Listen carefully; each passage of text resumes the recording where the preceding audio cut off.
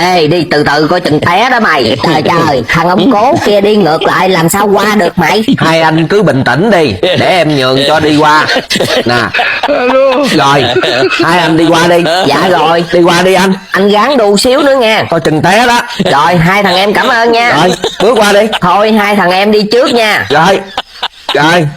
Ây da, ôi là. Ôi, tức mẹ rồi. Sao lên trời.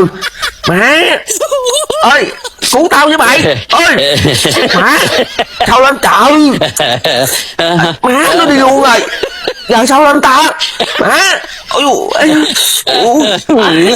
Ơi, cứu tôi với. Ơi, má có ai không.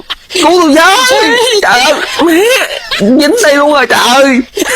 Má, làm người tốt chi không biết. Giờ sao lên đây ta. Má, thiệt là tình.